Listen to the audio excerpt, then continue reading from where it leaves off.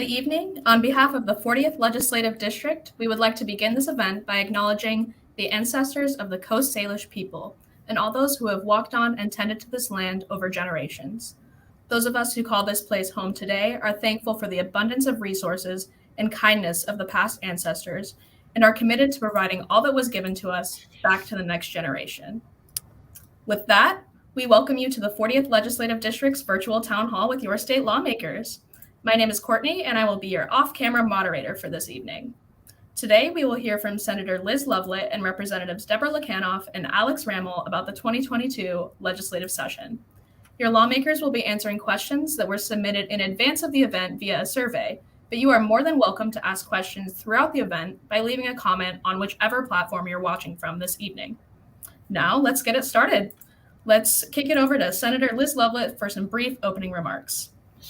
Thank you so much, Courtney, and welcome everyone. We really appreciate you taking time out of your busy schedules and lives to be here with us tonight so we can tell you all about the work that we've been doing in Olympia on your behalf this last year.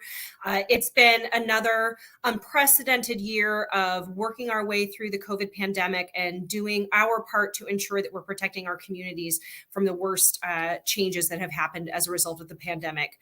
I'd like to start out my comments tonight by just being proud to continue to uphold our right to both privacy and access to healthcare. We had a bill this year, House Bill 1851, that continues to affirm the access to safe and legal abortions in Washington state. And I couldn't be more proud to be one of the states that we know are going to be able to uphold those healthcare choices for people across Washington and in neighboring states in the years to come.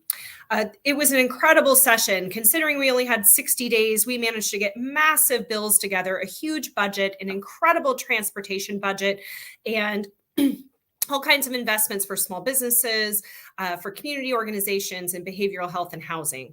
A couple of highlights from my work, and we'll probably talk about it a little bit more as the questions come up, but I remained focused on ferries this session, and we were able to put together parts of our budget that enabled us to get 4 new boats on schedule to be delivered and to hybridize 2 additional boats. So we're not only dealing with service disruptions that have been caused by vessels, but also making sure that we're hybridizing our fleet and ensuring that we have the cleanest and the best for Orca fleet in the nation. Also worked to expand food options for families in Washington state by working on increasing food benefits to folks who are exiting TANF, and exciting investments in ensuring that people have better access to getting those social services. So we have so much to talk about, but we really want to make sure we're saving our time for your questions. So I will go ahead and pass it off to Rep. Rammel. Thanks, Senator. Really appreciative to everybody for tuning in and learning a little bit more about how to be involved and engaged in the process. I first ran for office because I believe that we can be more and we can do more when we work together. And I still believe that even more now. And I'm really inspired by the refrain we told each other over and over again back in 2020. That we're in this together. And that's still true right now. And I think our team here for the 40th District embodies that idea of collaboration, and looking forward to tonight so we can talk about some of the work that we've done together. I think we are proud of a lot of the work that we've done to turn the tide on the climate crisis, meet the scientific goals, and make our kids proud of us. I think we've got a great story to tell about how we've done important work to address the housing crisis and make sure everybody has a home that they can afford. As Senator Lovelett mentioned, I'm proud of the work that we've done to to protect constitutional rights to reproductive freedom, ensure access to healthcare for everybody, including safe and legal abortions. Excited to talk more about the transportation bill and the infrastructure work that we've done and the work that we've done to emerge from this pandemic, this economic crisis, healthier and stronger. Really, most of all, proud to be part of this collaborative team working to represent this community's values. looking forward to the conversation, and I'll turn it over to Rep. Plekhanov.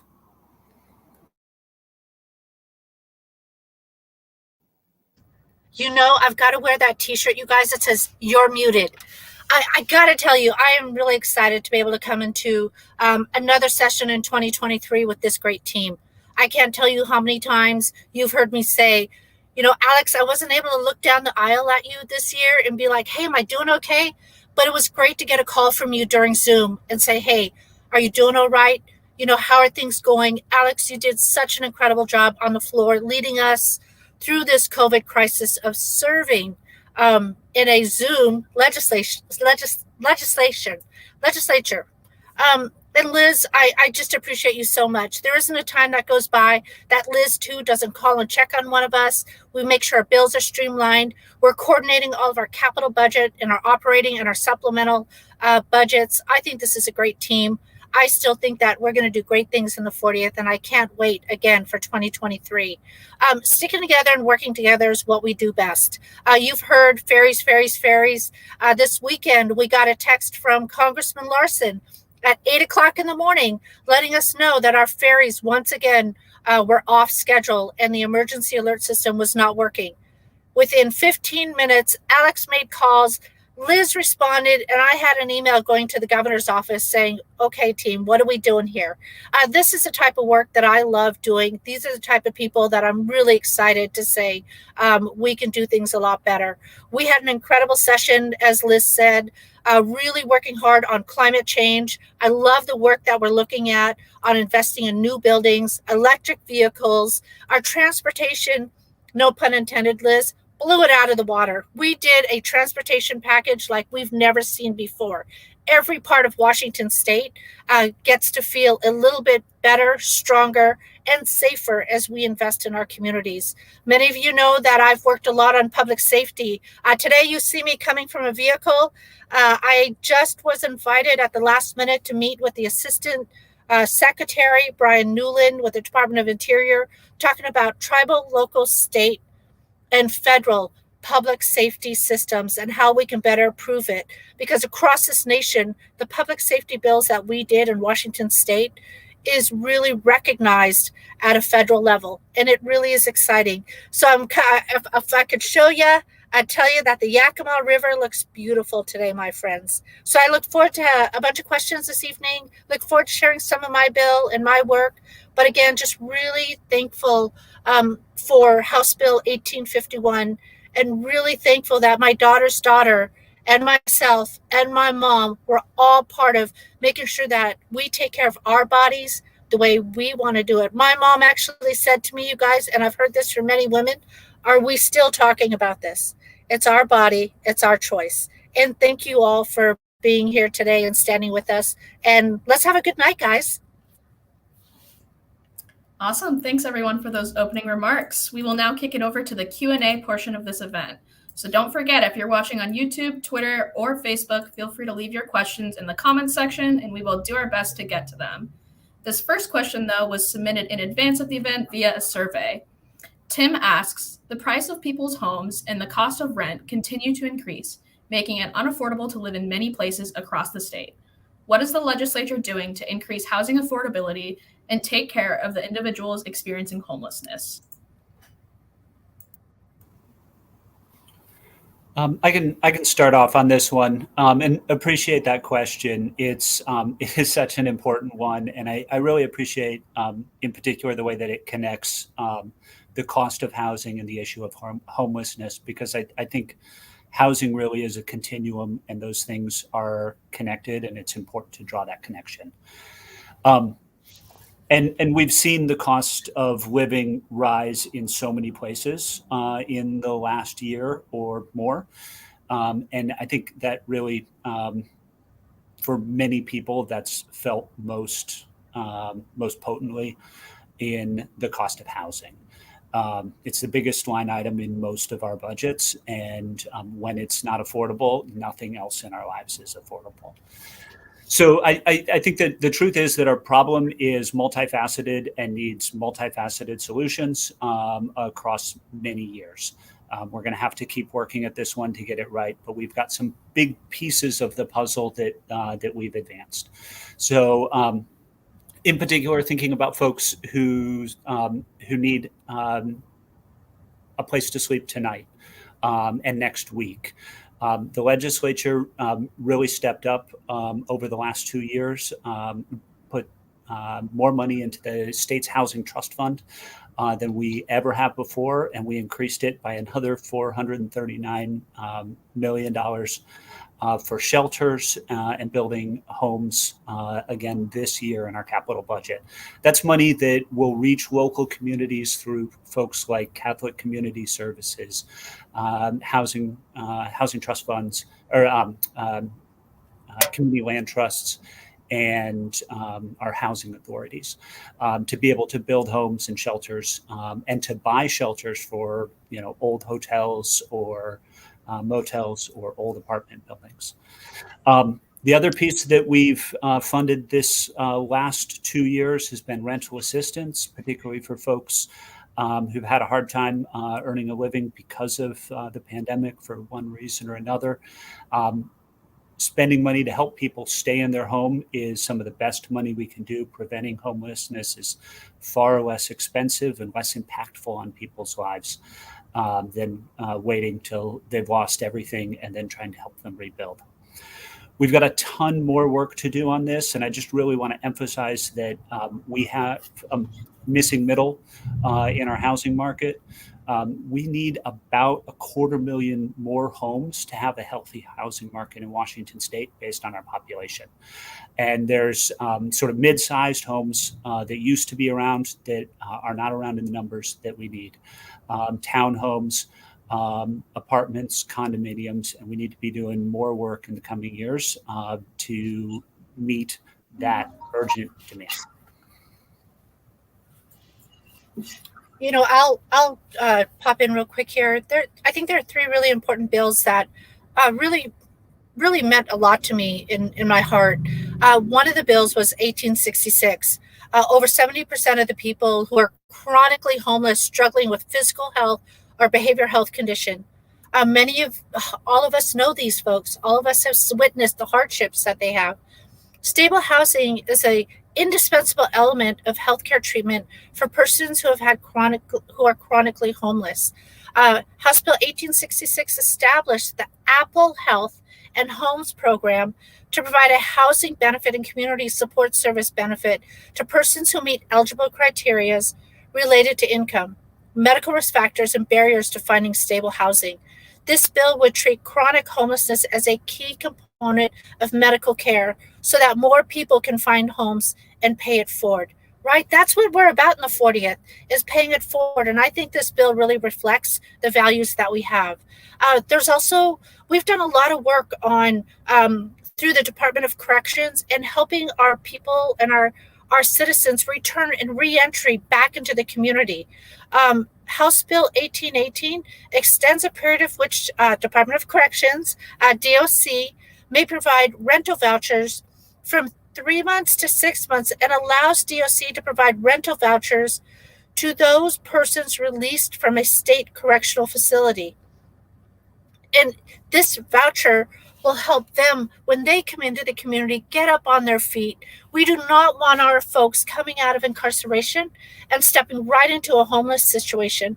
And it gives us a chance, right, to rebuild their lives, prevent recidivism, and keep communities safe. There's a few other bills that I thought was really helpful that reach those who really need our community support. And that's what I love about these bills, is it really, again, reflects the values of the 40th. Awesome. Thank you both. This next question was also submitted in advance of the event. Teresa asks, our beloved orca whales are hanging on by a thread. How can we save them from going extinct? Thank you so much. I'll jump in real quick. And I think that between Liz and Alex and I, we have been such champions in recognizing the impact of our killer whales and then the impact to all of the trickle-down effect to the salmon, to the forage fish, and to the habitat. This year, we continue to work hard to restore salmon back into Washington State. I just attended a conference from WDFW, and the title of this conference was, "What Would We Do Without Salmon?" And my friend Cecilia Gobin from the Tulalip tribe said it so well. I was sitting in between her and a councilman from Colville. And we as Native Americans just can't imagine life without salmon. There's no way that we could fathom that. So we worked on several bills this year of incorporating and streamlining permitting for salmon recovery, investing in salmon recovery this year, and raising and increasing funding for hatcheries. But then also taking a look at what the substance of our killer whales need, and that's cool and clean water. And it needs fresh habitat, good habitat, and returning more habitat than where we left it. And we're going to continue to do great work on salmon to save our killer whales, but also to preserve our great way of life in Washington. What would Washington be without salmon? I just could not imagine or fathom that. And I was really excited to have kind of my favorite bill of the session that I sponsored is an act relating to kelp forests and eelgrass meadows. So working with Department of Natural Resources, we now have a goal and the funding necessary to restore and remediate 10,000 acres of kelp and eelgrass around the Puget Sound. So I was really proud to get a unanimous vote out of my chamber, and all but one person in the House voted on it. So really had strong bipartisan support on that bill. Additionally, in the transportation package, I was really proud to support a proviso. For those of you that are familiar with the Model Toxics Control Act, it's a volumetric tax that is placed on our oil refineries to help us do shoreline cleanups over time. And it's one of the most critical revenue streams for our transportation budget, especially as it relates to stormwater. But it hasn't always been that transparent about how that money is being spent. And so not only did we streamline the transparency of ensuring that those MOTCA stormwater dollars are being spent appropriately, but put an additional $500 million in to deal with legacy pollution in stormwater areas. And if you can imagine, like this time of year as we're coming out of winter, all that junk that's on your car, everything that isn't on your car was in the roads and then got washed away by the rain into the Salish Sea. And it really has contributed a lot of pollution in there that doesn't help our species survive. Additionally, I mentioned earlier the hybrid ferries. We also got an electric ferry for Guimas Island, which is a huge deal because as we get the electric propulsion on board and work on the way that the propellers are designed, we can reduce that engine noise dramatically, which is a huge driver in messing with the whales and making it harder for them to find food. And I'm sure we'll come around to this later as we talk more of the transportation budget. But we did also have a tremendous amount of money put into our culvert removal obligations, which will help open up salmon habitat across Western Washington. We also put $300,000 into the budget to start having a stakeholdering process and a study on what are all the factors around the Snake River Dam proposal. We hear from a lot of our constituents that it's incredibly important to the orca survival, but then we hear back from the folks that live in the Snake River Dam area and they're not so keen on it. So this initiates a process that allows us to have a thoughtful and deliberate process with the governor's office and local delegation to ensure that we're protecting our orca on the long haul. Wonderful. This next question was also submitted in advance by Meredith. What is it going to take to get real GMA reform passed next section? After House Bill 1117 and 1099 died, are you confident you have the support, particularly in the Senate, to get these through? And I know Representative Luckanoff and Senator Lovelett both worked really closely on these bills, so. Yeah, I'm really, we've in the House, we've had an incredible amount of folks that are experienced, like Senator Lovelett in the city council, local government area, really focused on GMA. So it is incredible to partner with them. 1117 is a bill that's taken almost 3 years to evolve. Net ecological gain came out of the Southern Resident Killer Whale Initiative that the governor worked on once we saw the mother whale carry her baby in the Salish Sea after she lost him for 17 days. The Growth Management Act is really vital and important, and it's going to take 2 bodies in the state legislature to carry that forward. With Liz's experience in local government, with Alex's experience in climate change, with my work on habitat and salmon recovery, and working with the agriculture community, I think we're going to be able to move 1117 past and through the state legislature this year. But I certainly am going to need my friend, my partner, my champion over there in the Senate to help move that through. The Senate's working a little bit more, I think, on GMA, but with Liz's leadership this year, I think we're going to move it a little bit farther. I have hope, you guys. We're going to get there. Yeah, and I will speak specifically to 1099 because I do have a leadership role in my caucus on local government and land use issues. And it's a very big, very complicated bill, and often bigger pieces of policy just take multiple sessions to get there. I am really proud that I worked with my colleagues to get it voted out of the Senate twice, and basically it just ran out the clock in the House. So I'm hopeful that now that we have a version of 1099 that has passed the Senate, that we can come back next year and finish the job. You know, GMA is a really broad topic and a lot of different vested interests. It plays out a little different in Eastern Washington than it does in Western Washington. And ultimately, there's always the challenges about local control versus what the state wants. And that can sometimes get, challenging to work out those dynamics. But ultimately, we decided to fully fund it moving forward. And that's a huge deal. And so the fact that Department of Commerce is already ready to go with the technical support that the local governments will need to be successful in implementing it, I think we're going to make it further this time. And I would like to put in a little plug for a bill that we have been trying to get out of the Senate for, I think, 15 years now, that finally made it out this year. And that is Senate Bill 5042, which has to do with closing the vesting loophole for projects. So for fully contained communities, we're talking about these kind of projects that maybe they're going to have their own cistern for water, they're going to have their own septic system, but ultimately they're outside of city services. They're outside of where we run transit. They're outside of where we run garbage trucks and, all of the school supports. So we really want to make sure that people were not able to take advantage of a loophole that prevented the appeal process to the Growth Management Hearing Board. And I'm really proud of the work we were able to accomplish in the Senate, and really glad that we finally got that across the finish line. Wonderful. Thanks, everyone. This next question is a live one, so don't forget, if you're watching on Facebook, Twitter, or YouTube, you can always submit your questions live in the comments section. This is coming from Kim on YouTube. She says, I'm still hoping for community solar so I can participate in distributed solar power generation, even though my roof won't permit it on my own house. Is there any hope in passing that? Kim, I've got great news. We passed it. So this is Sharon Shoemake's bill. Sharon is a representative from just north of the 40th in Whatcom County. And she championed this bill this year. And for those who aren't following along closely, community solar is the idea that you have a big solar farm in, maybe on a city hall or on the sportsplex. It's been talked about here in Bellingham, those kinds of things where you've got a big area and then you can subscribe and own part of the output of a community system. And so if you live in a shady spot or have a condominium association that won't let you put solar panels on your roof, or you're a renter, you can still own part of the clean energy future. And we not only passed that bill, but the governor had proposed putting a lot of money into building solar in Washington state, but our budget writers wanted to be a little more specific about it.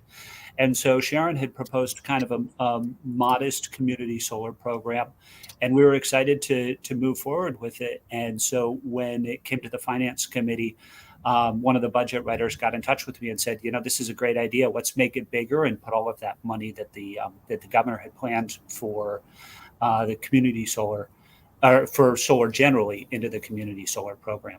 And so we were able to essentially quadruple the proposed budget, and those projects will be able to start issuing grants to get those projects up and running soon. So Kim, I'm looking forward to seeing those happen in our community in the near future, and hope you'll be able to participate. And I'm excited to jump on in this one too, because I ran a trailer bill this year for a program that I worked with Rep. Dewar on a couple of years ago, who was the prime sponsor of 1099, but also a program called CPACER, that's Property Assessed Clean Energy and Resiliency. And right now we have it for commercial buildings, but that also applies to any adopting county who wants to do it for municipal buildings, any government buildings, and multifamily. So this allows for outside private sector dollars to come in to help create better better energy resiliency projects, better seismic resiliency projects. And because I was able to help get this technical bill, and thanks to my House colleagues, because that just about died at the 11th hour on the last day and the last minute, and they were able to pull it back from the brink. Now we're unlocking literally tens of millions of dollars of investments that were just ready to go. So we need to get all of our counties adopting it. Whatcom County already has. I think there's going to be strong inroads for Skagit and San Juan. And then it'll open up a new financial tool for those businesses, commercial properties, multifamily, and government buildings.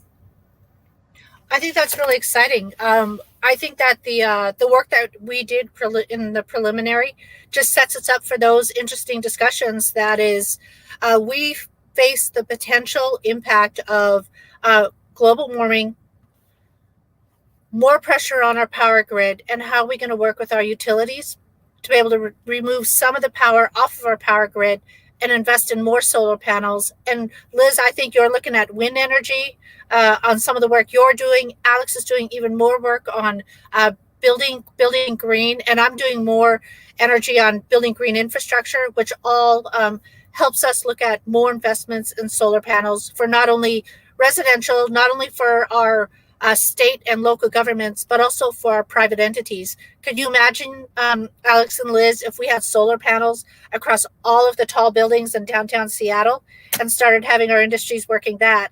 We think big in the 40th, and I think that's what I like most about us. So we'll see how my little blue panel of utility work goes on reducing energy this year for a bill in 2023.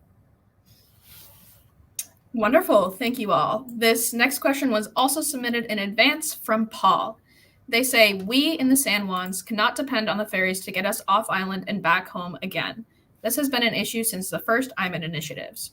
What is being done to assure improved, reliable transportation services? Well, like I said at my opening remarks, ferries.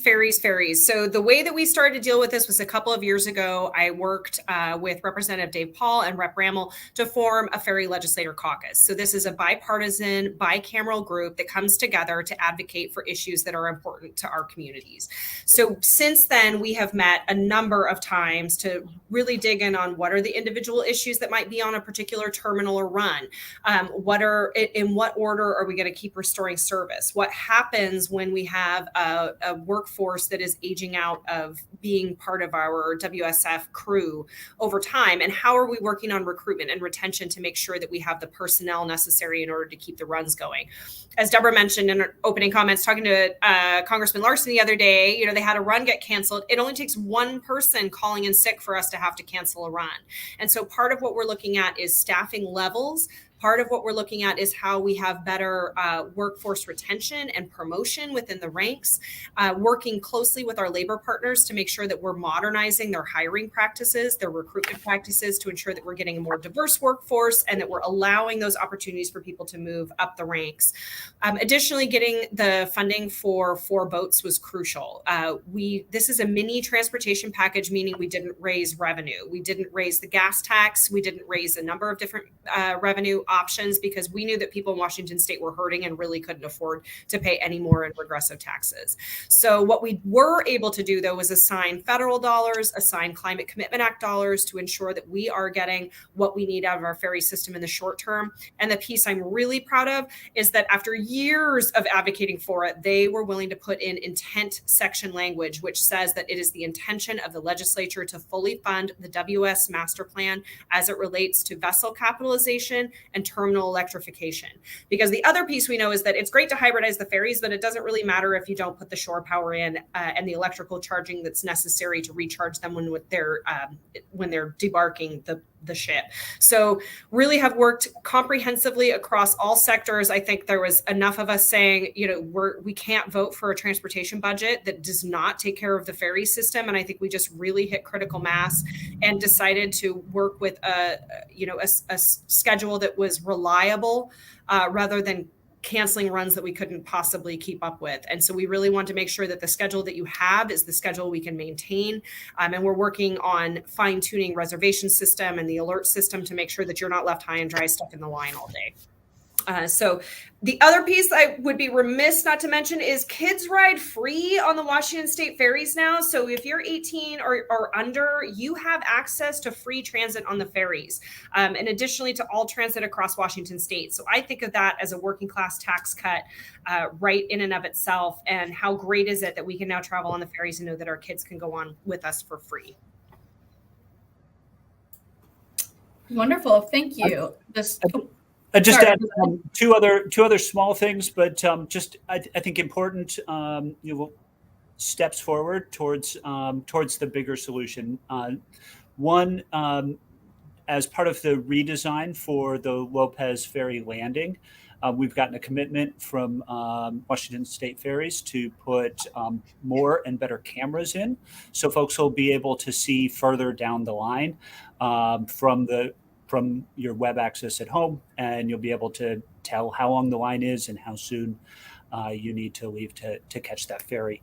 I think that's an important step for folks in that community.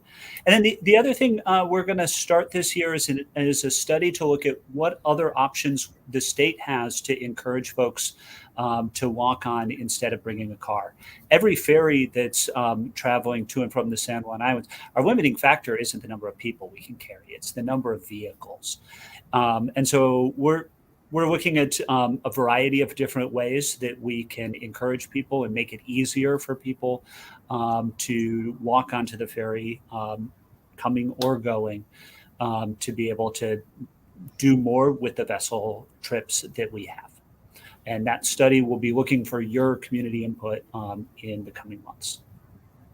I think that's great, Alex. I've had some great conversations with Chairman Tom Wooten with the Samish tribe, whose Samish Nation's footprints are within San Juan Islands, and collaborating with San Juan County to look at 2023, Alex, right? Similar to what you're saying, is what type of alternative relationships can we have with the state, local, tribal government on providing services. So when you walk on, could you have access in partnership with the county, with Anacortes, and with the tribe to provide vehicles or shuttles, etc., to get you where you need to go? Imagine how exciting that'd be, Alex, to jump off the ferry and have a private entity be able to have a vehicle there ready for you to lease for the day.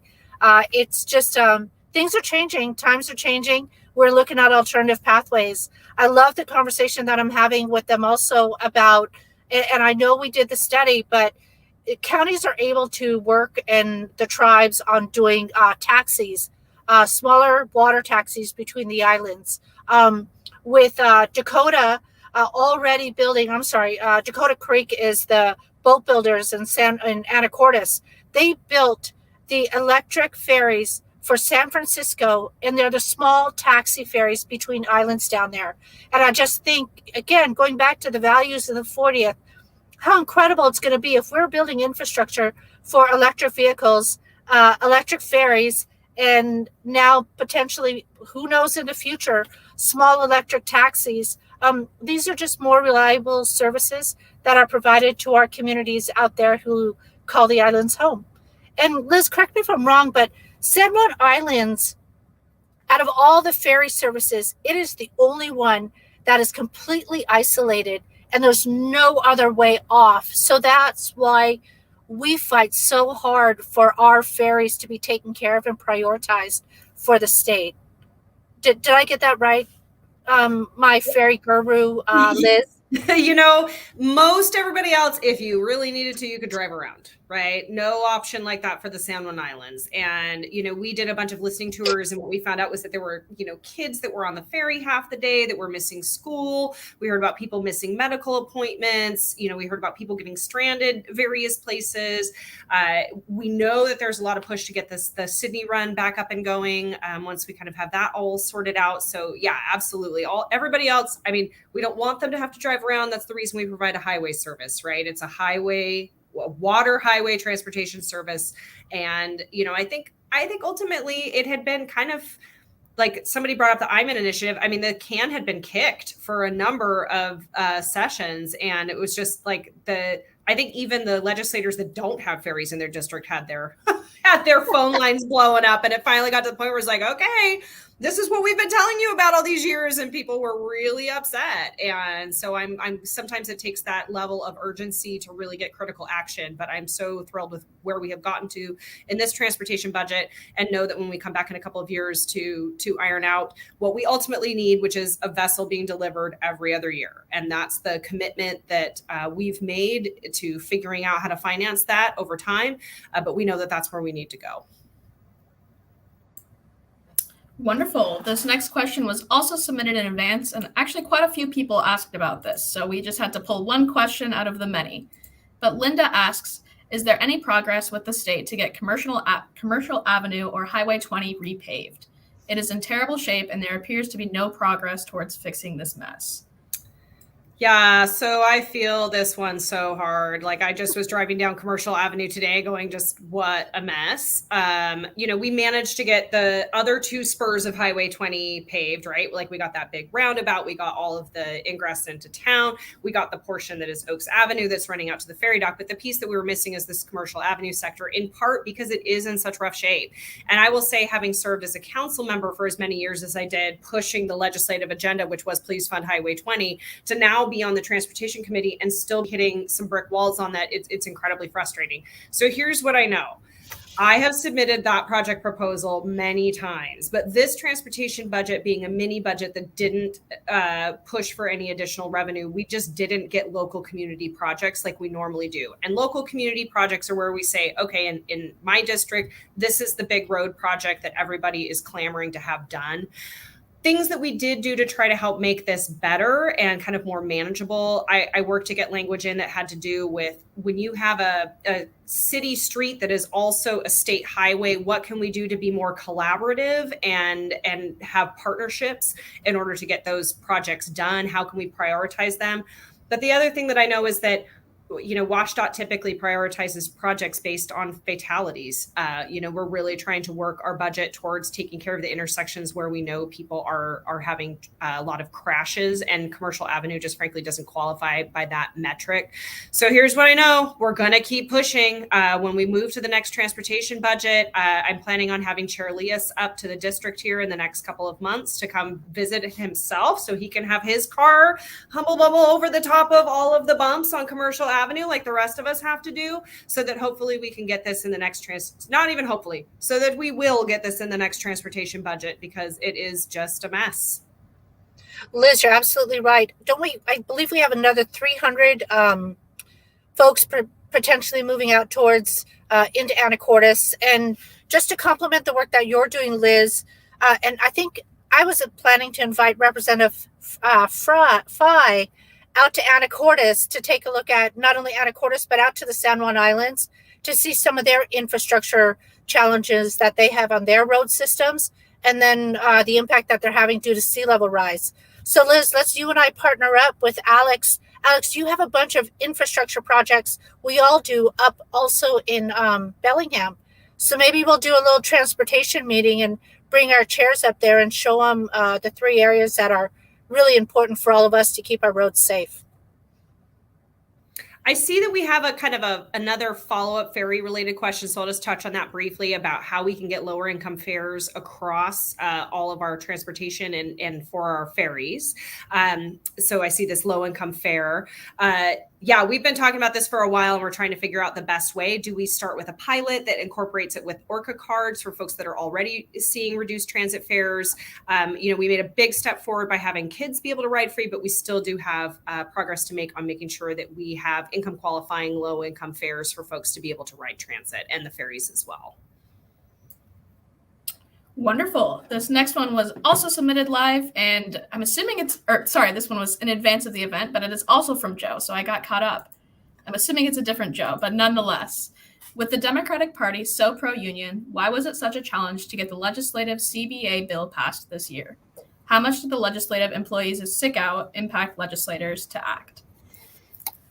I'll try to take a swing at this one. So just catching folks up who weren't tracking the ins and outs. Our legislative staff, which includes our legislative assistants, as well as partisan policy staff and our nonpartisan advisors, are exempt right now from the right that most workers in Washington have to organize and to form or join a union if they choose. Legislation was introduced this year by Rep. Marcus Riccelli to remove that exemption, essentially allowing our staff to form a union form or join a union if they want to.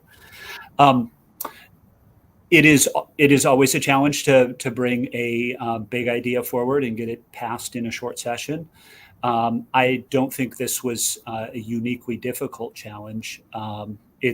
The complexities of this question are simply, what are the bargaining units? How would they be formed? And that's a complicated one, because you would have potentially a union that might be joined by Republican and Democratic policy staff, and nonpartisan staff could be part of that as well.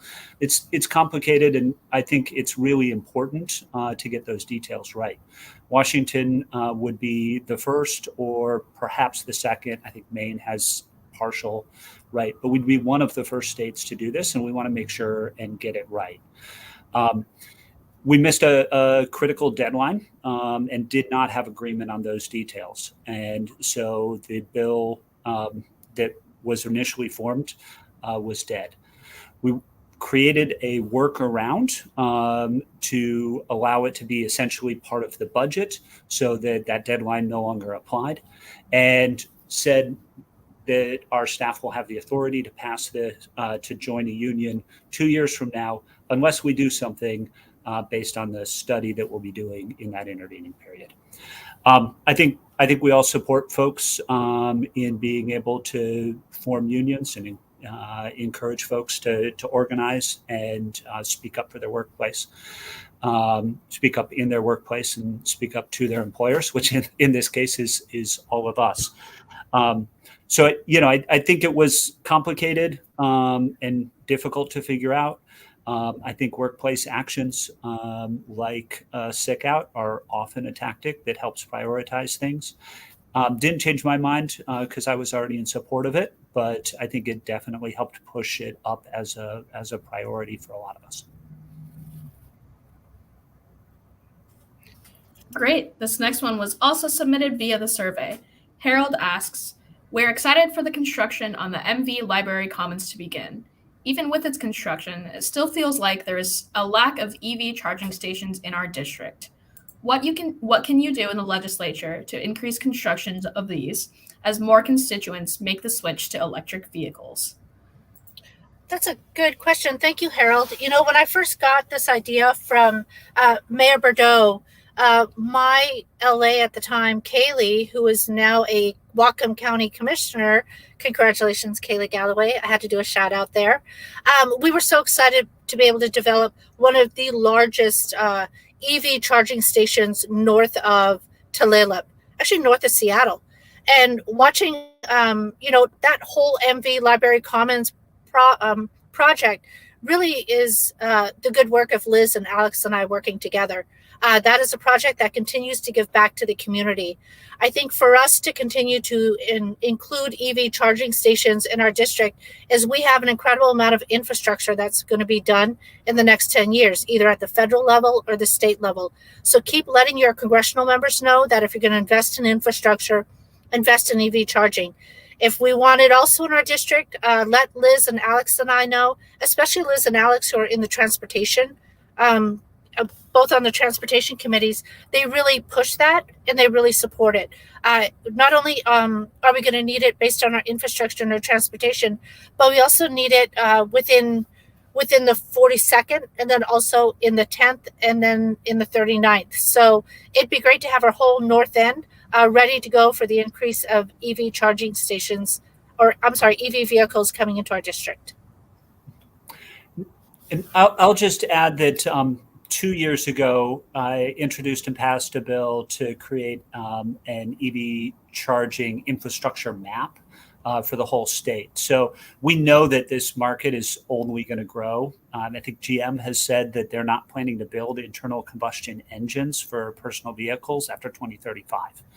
The EV market is going to be where most people get power for their vehicles in the future.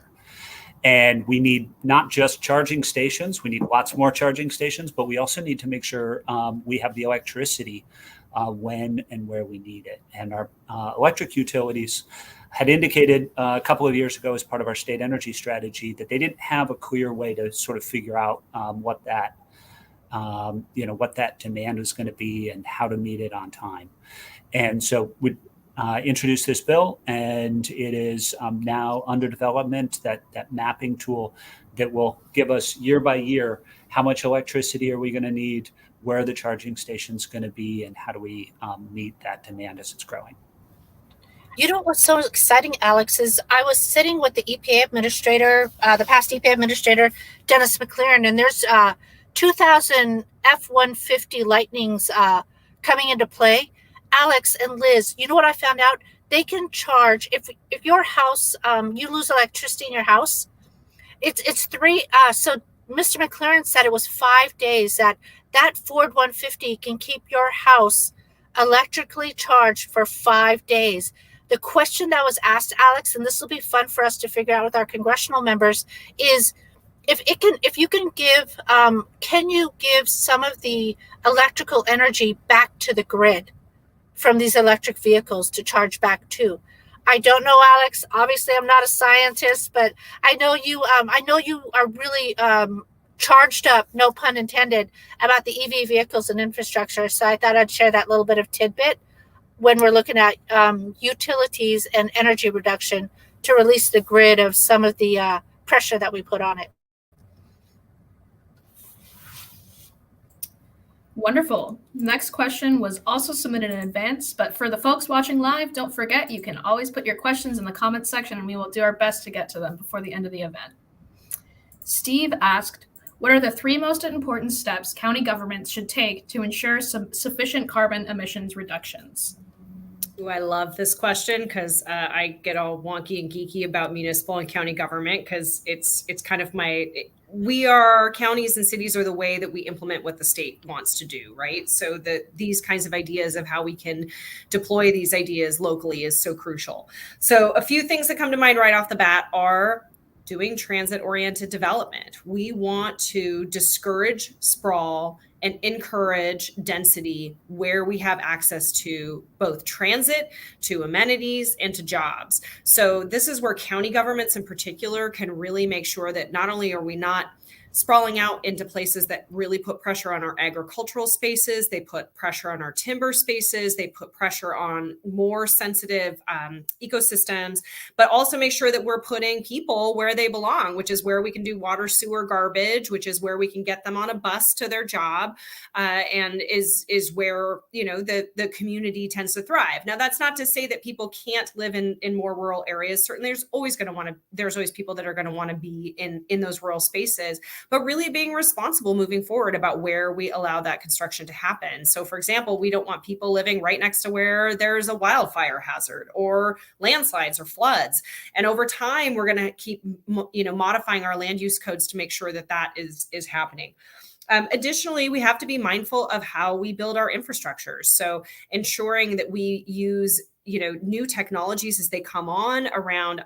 I got this presentation from a guy the other day that they make concrete that can be used in like riprap and other kinds of hard armoring, which we'll still have some need for some places where we have hard armoring. But the concrete itself has a lower acid level so that while it's sitting in that marine environment, it's actually like promoting the propagation of those microspecies that would ordinarily live on rocks. So all of these incredible technologies are coming online. Skagit County is in the process of buying an electric ferry. Like these are all ways that when we have carte blanche to reduce carbon emissions, that we should be taking advantage of it. We should be electrifying our buses. We should be putting in charging stations. We should be making sure that our building codes are getting us to a place where we know that we're having the highest level of energy efficiency standards. We had a bill a couple of years ago that it was amazing to me, the pushback on it. It was to put a 220 plug in to be able to charge your electric vehicle. Well, if you don't have an electric vehicle, guess what? You can plug in a deep freeze. I mean, there's a lot of things that you can do with a 220 plug that isn't just to plug in your electric vehicle, but anytime we're building multifamily moving forward, we should be providing people with opportunities to charge their cars. So I think that those are, and continuing, like City of Anacortes has done really incredible rebate programs for people to get more energy efficient appliances. Those are ways big and small we can be reducing our carbon footprint at the local level. And especially if we can continue to put more state funding in through Department of Commerce and others to ensure that we're getting the state match on getting those resources out to communities to achieve our dreams. And I'm so excited for the planning efforts that are coming forward in the next couple of years, because that's really going to help facilitate that process between state and local government so that we really can achieve these goals together. Great. This next question was asked by Eleanor. The mental health crisis has only gotten worse since the pandemic started. What steps did you take this year to increase access to behavioral health services for our neighbors? Thank you. I'm happy to jump into that, but I'll turn to my friends here also. We allocated an increasingly large amount of funding back into our behavioral health program.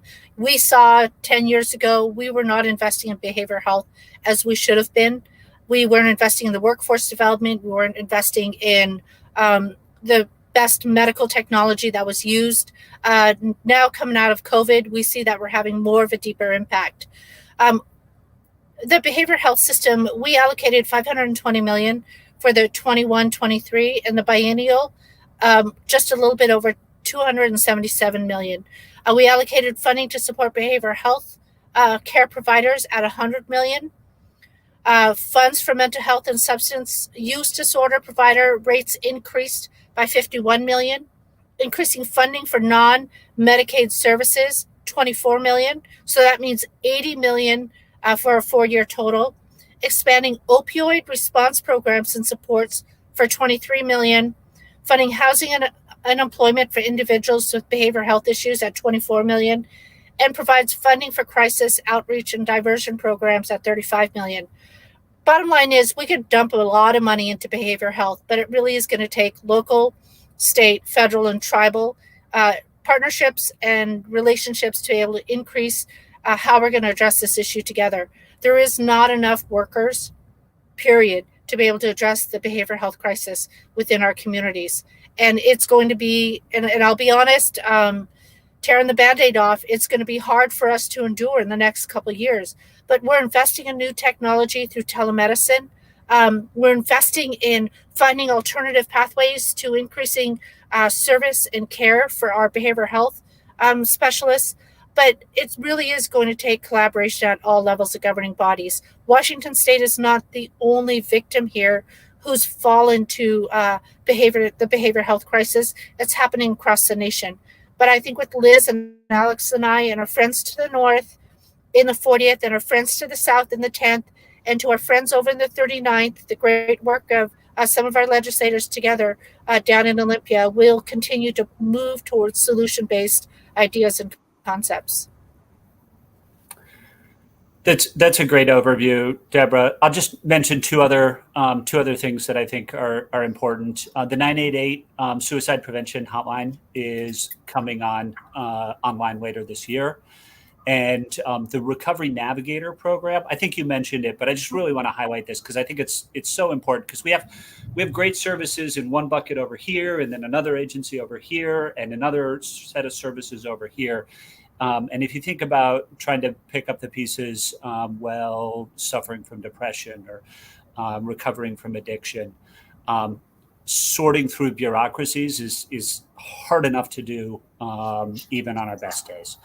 And the Recovery Navigator program is intended to help folks work through all of those different things, whether it's housing, healthcare, child care, behavioral health services for themselves, for their family, putting all of those pieces together so that folks can pick their lives up and get the help that is in these important programs that we funded, but sometimes feels inaccessible.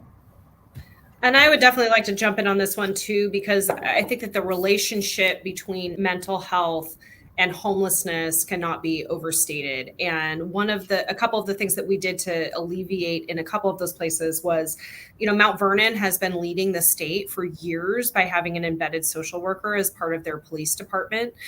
So really setting that model that the rest of the state can use on how to respond to more challenging mental health situations and calls, which the 988 number is going to help with, but which we're already modeling in the 40th district, which is really incredible. A couple of other things are I fought really hard to get a line item in the budget that has to do with having a single point of entry for social services. And I know I touched on that really briefly in my opening remarks, but it really is so crucial. For those of us that have had the experience of applying for social services, you got to apply for food stamps in one place, then you apply for healthcare in another place, and then you have to apply for eyeglasses or fuel vouchers or whatever else it is that you may need. In addition to suffering from health and mental health challenges, it is onerous, it is humiliating, and the reality is you're not going to have upward economic mobility over the course of a couple of months when you're doing all these income qualifying exercises. So bringing forth this concept that Washington State can do better and follow, I think, about 20 other states by having single point of entry for social services. So when you sign up for those food stamps, they're going to say, oh, you also qualify for healthcare and you also qualify for this, so that we have one central application that makes it easier for people to access services. Additionally, we did put a lot of investments into getting more counselors in our schools, because we know that the mental health crisis is not just affecting adults, it's also clearly affecting children. This last couple of years of having to do remote learning, how to figure out how to re-socialize, being back in school after so many months of being away, we knew that we needed to target getting counselors in schools. And additionally, we had some modifications to the way Department of Children, Youth, and Families deals with foster kids. So it used to be that if you were exiting foster care as a kid, up to the age of 18, you had to have been receiving services in the last 6 months, or have been in foster care in the last 6 months. And we decided to make that look back all the way to birth, and to extend that age up to 24. Because what we found is that these foster kids, these are the kids of the state, they were not getting access to the resources they had because they hadn't been in a big enough crisis recently enough. And we knew that that is just not enough to help these kids survive and thrive.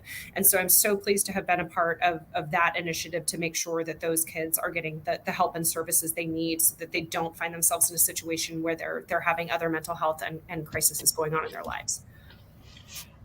That's so great. That's so near and dear. One of the things, and I'll wrap it up, but you can tell behavioral health is really important to the state legislature, but to my friends sitting with me here today.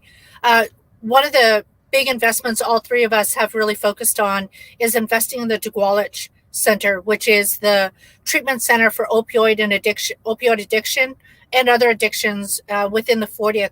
But I don't think many of our audiences know, my friends, that the Dugualich is wraparound service that provides dosage of medical support for addiction. Not only treats our members in the 40th, but Liz and Alex, I don't know if you know, but they go all the way up to Blaine, and they go as far south as down towards Olympia, and they serve tribal and non-tribal members. And the theory that Swinomish brought forth with Dugualich, the MAT programs, is that we can't just heal our own on the reservation.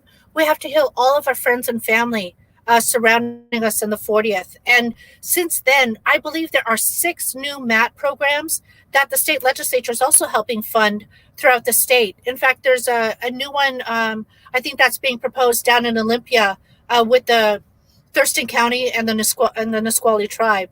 So really investing into our opioid recovery programs is going to be vital. And Liz, one thing that we'll be working on, and Alex, this year, is partnering with Representative Laura Davis. I don't know if you know, but there are only 4 or 5 recovery centers for our youth. And this is 18 to 10 years old. And it shocked me, Liz. I looked at and wondered, and Alex, where are our youth getting our recovery services from? And these recovery centers aren't up to par as they should be. So in the 40th, again, we're going to be leading that fight of taking care of recovery, not only for our adults, but also our younger generation, and helping them. So we're making sure they have a safe place in Washington State. So we've got some work to do there. Wonderful. This next question comes from Amy. They ask, small businesses are just now starting to feel confident in their recovery. What happened during session to further support them? Well, I guess this is as good as an opportunity as we're going to get to talk about the B&O tax. And I just, I guess, just for folks who aren't tracking the ins and outs of tax policy, Washington State has tax not on net income like most states do for business income, but on gross receipts, which means that you're taxed on however much money comes through, regardless of whether you're profitable or not, regardless of what the expenses that the business might incur are. And that's what we call the B&O tax. It is a lower rate, but it falls disproportionately on smaller businesses and on startups. And it's part of the reason, it's not the only reason, but it's part of the reason that Washington's tax code is upside down. So this year, what we're able to get done, we have larger tax reform proposals that are being developed that will be looked at next year. But this year, what we were able to do on the B&O tax was raise the threshold so that smallest businesses don't have to pay, don't even have to file. And that threshold was raised to $125,000 a year. In addition, just recognizing a couple of sectors that have continued to be hit especially hard during the pandemic. We kind of re-upped the grant programs to support small businesses in hospitality, and in arts and culture sectors, and added, on top of what had been done the prior year, another $100 million in grant programs to support those small businesses. And Jen asks, the rising cost of childcare has made services nearly impossible for working parents to afford. How are you making childcare more accessible for families?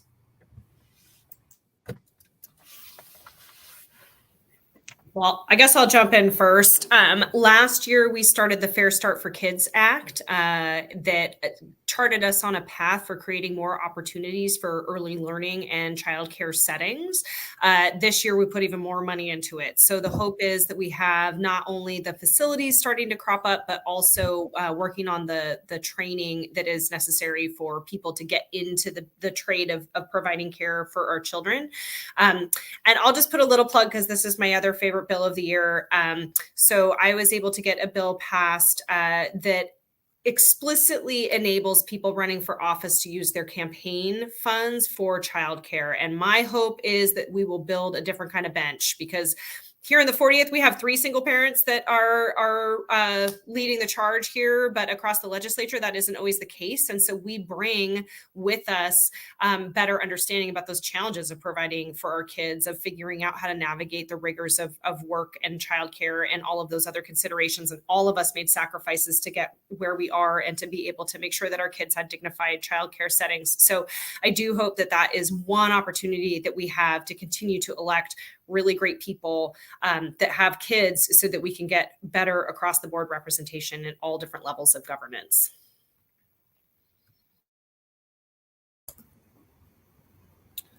Wonderful.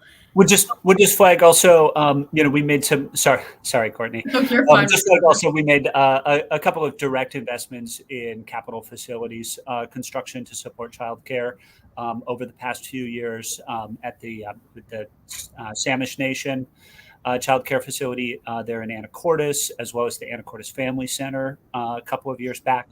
And this year in Bellingham through the Opportunity Council, building the facilities. Those operating revenues, and as Liz pointed to, staff training and making sure we get the reimbursement rates right are still important, but we also need the facilities. Those are so important. And Courtney, I'm going to pop in real quick. The work isn't done, though. The work isn't done. We met with San Juan County, and San Juan County did not receive any projects for capital facilities this year. They have worked with us continuously throughout the year to share with us that they don't have childcare centers in San Juan County on the islands. They need it, just as Alex and Liz said, so people can go to work. People can go to work and people can go to work. And not having childcare facilities in San Juan Islands really is deeply impacts the 3 of us. And I know that my two friends here and I are going to work really hard this year to make sure that we address that shortfall in the San Juan counties, that we work hard to be able to help make sure that our kids have a safe place when their parents go to work, and that we invest in that this year. So we have some good stories, but we got some sad stories that we still have to roll our sleeves up and work a little bit harder on. Perfect. I'm glad you were all able to chime in. Sorry, I keep getting a little bit too excited for the next questions, I think. As a reminder for our folks watching at home, don't forget that you can submit your questions live in the comments section. We're ending at around 6:30, so if you've got your questions, make sure to get them in here while we're still out. Next one was submitted in advance of this event. Alexander asks, old forests in the Lake Whatcom watershed continue to be clear-cut and replaced with plantations, which undermines the quality of Bellingham's drinking water. What can the state legislature do to better protect Bellingham's drinking watershed from industrial logging? This is a great question, and I just want to start off and say that I think this is about a timber sale called the Bessie timber sale in the Lake Whatcom watershed, and this is such a great example of when folks in the community get energized to work together to make a change and to protect something. This was not on my radar at the beginning of this year, and it was something that was all over the place and impossible to ignore by middle of January, beginning of February. This is something we all had to come up to speed on quickly, and really appreciate all of the folks who raised their voices to try to protect this area. So the good news is that the state Department of Natural Resources, with leadership from Hillary France, has put together pieces in a puzzle that I've been excited about hearing about. There's been lots of thought leadership for years about how do we use potential carbon offset revenues to protect forests. And it works now. We believe it will work now because of the Climate Commitment Act, which creates a viable working market for those carbon offsets. So we passed that bill last year, 2021. It's going to go into effect next year. And we believe that we can use the carbon sequestration value of preserving those trees as a way to cover the cost of the offsetting the value that those trees would have as clear cut to support schools and other government functions. It's a win-win. And I'm excited to see this sort of proof of concept. And I'm really excited that our community was one of a few places in Washington state that's chosen as sort of the first run phase one pilot of this idea. In terms of what we can do in the legislature going forward, we're going to have to keep our eye on this carbon market and make sure it works, make sure that the protections are rigorous and lasting. But I'm confident that we can get those pieces right. There's just details to work out from here. And I'm excited to pop in there real quick, Alex. I've had a couple roundtables with Whatcom County Commissioner Kaylee Galloway and with resources regarding the sale of Bessie. A portion of Bessie is going to be harvested based on what DNR is working on right now. But there were some great conversations that were also happening and coming out of Washington Environmental Council board members, and then also with the Sierra Club. And that is the reality that the landscaping plan was done 20 years ago for Whatcom County in that area. Guess what, guys? It's supposed to be based on the best science. We all love science, right? So if you look at the landscaping plan that was used for the Lake Whatcom area, it's 20 years old. It did not have climate change applied to it. Most of our landscaping plans that were done by local counties and cities, right, were done before climate change. We want to address climate change out of the 40th.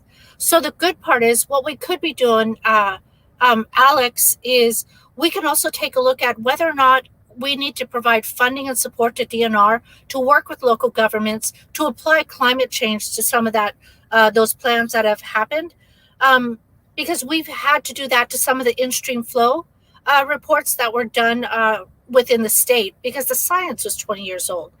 The other part that many of you may not be aware of is that DNR is in a court case regarding whether or not they should be logging and taking that funding and applying it towards costs for schools. This is a contentious conversation. It's a big conversation. More roundtables need to happen on the outcome of whatever that settlement may be. But I think we've got two great people with Alex and Liz here.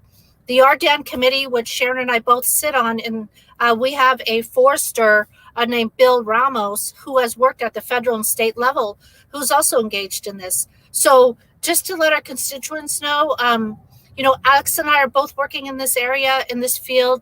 We complement one another. We both know different people at different areas. And Liz knows her folks, especially coming out of local government. Liz, and all the experience you have. So I think you've got three great people tracking this real closely, Alexandria. So thanks for the question.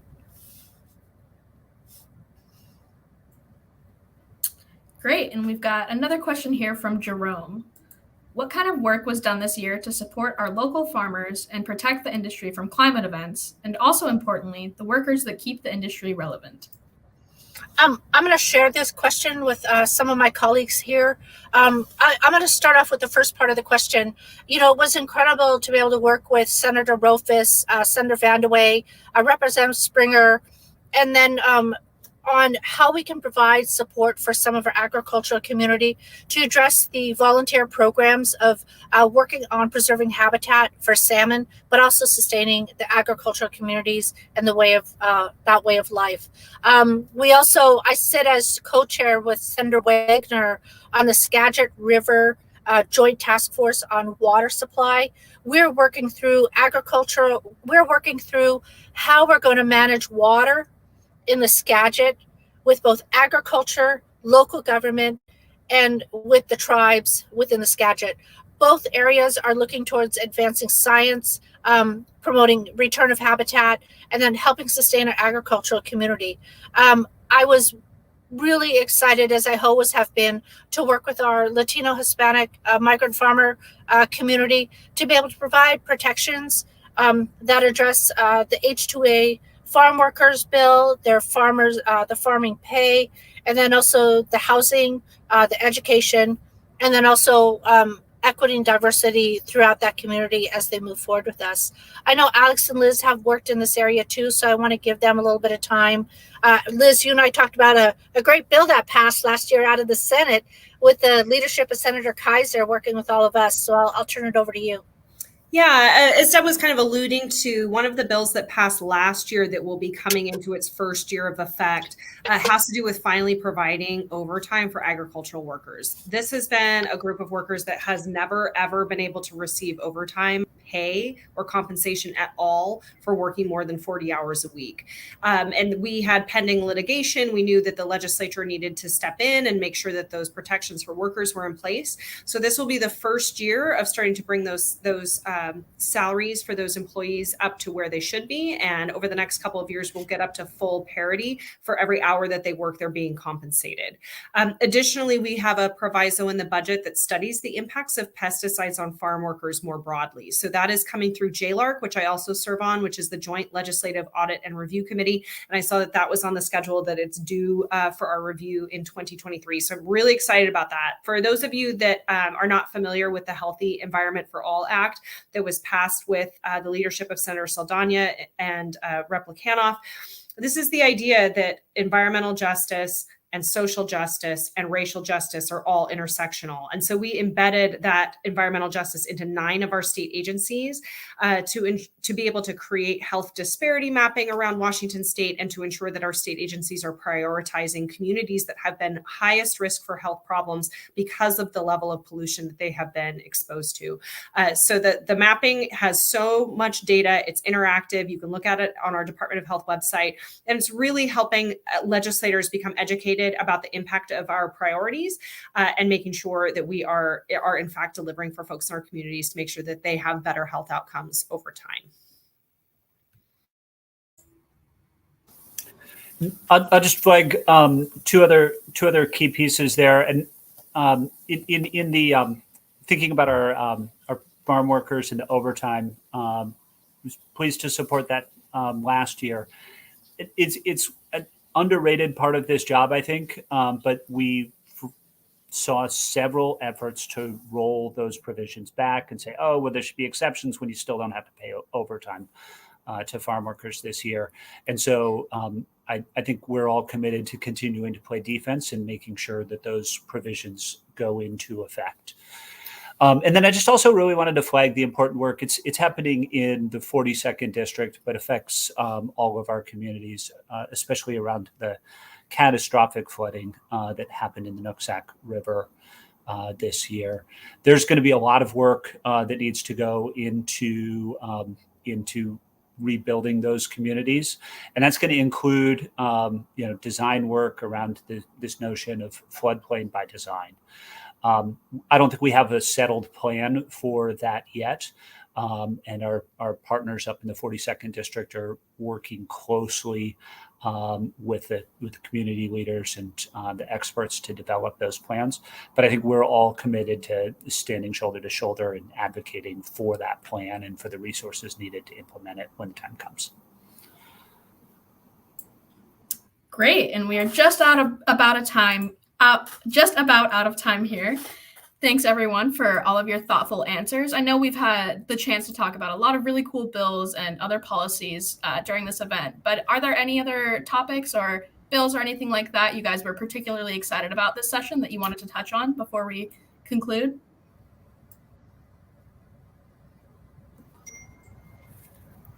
Don't all rush at it at once.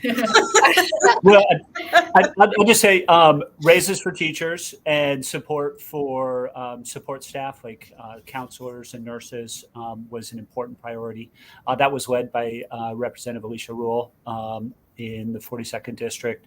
She did a great job advocating for that. And frankly, we've been talking about some of the challenges with how to get those school funding formulas right since long before any of us were here, and made really important progress on that this year. I think that's something we're proud of and excited to share. I'd also throw in, we did get one extra question about kind of diversity in government and how we get there. And I just want to put a shout out to the fact that we got an Office of Equity established. I think all of us got a phone call from Dr. J, who's heading that up. She is there starting a team that is ensuring that whenever we have a piece of legislation, that we have a racial equity lens on every policy that we seek to pass, and that there is an objective body to look at that legislation and to ensure that we are not just keeping the status quo, but instead are continuing to improve the lives of community members that have long been disenfranchised from the political process. And I think that work is now starting to come to fruition. The HEAL Act and all the staffing that's required to get that embedded into our state agencies and the Office of Equity, in addition to all of our other ethnic commissions, like we really are able to come together and get powerful work done under the auspices of ensuring that we are continuing to improve things rather than allowing them to go on the way that we have, which we know is just not working for folks. You know, I'm looking forward, and I know we all jumped in at once because we're so excited. I'm excited to drive back to the west side, you guys. It's been a beautiful long day over here in Yakima, meeting at all levels of government to talk about public safety and the safety of our Native American women. I was really excited to partner with the Attorney General and Senator Maka Dhingra. She is a powerhouse. You're so lucky to get to work with her, Liz. But we got to be able to pass the Missing and Murdered Indigenous Alert System bill. Many of you may not know that Native American women who look like me and sound like me were 4 times at a higher rate to be killed or murdered than a white woman. Our Native American women are the highest rate of all races. We're the ones more than likely going to be killed or murdered. And this has been happening since colonialization for 150 years. Not only is this happening across the nation, but it's happening in British Columbia. The alert system does something very simple. And my daughter, Emma, put it so clearly to me, Mom. She's like, Mom, if you go missing and you see me, I'm traveling alone, sitting on the side of a road by myself, and it's getting late at night. This is my life. I travel. And she worries about me. And she says, Mom, if something happens to you, the alert system will go off when Emma makes a call and says, my mom hasn't returned. It's been 2 days. An alert system like the red alert system or the silver alert system will splash across the highway. It'll come across our phones. It'll come across the TV. Broadcasters will be trained to work with tribes and tribal communities to say, how do we work and get the word out? I say this to all of you that this is an atrocity that's happened throughout the nation and throughout America. And we in Washington State, we are the first state to say no more. We are the first state. The Department of Interior, Deb Haaland, is looking at what we're doing in Washington State to say, can we do this across the nation? Again, it's leadership coming out of the 40th. It's Liz talking with me and learning about it. It's Alex listening to me and learning about it and saying, we'll stand with you. This is the type of teamwork that we have in the 40th, is we take the lead and we plow through it. Lastly, going back to Jeremy's question, and I'll be quick, you guys, because we got 4 minutes. We're sitting down and doing the first salmon, eggs, and seeds roundtables with farmers and fishermen and tribal fishermen, and finding out how we can better collaborate so we can sustain these two industries and protect treaty rights for generations to come in Washington State. There'll be 4 to 5 bipartisan bills. Republicans, Democrats, senators, House of Representatives, farmers, fishermen are all sitting down and collaborating this year. So I'm excited to be able to see what we can do.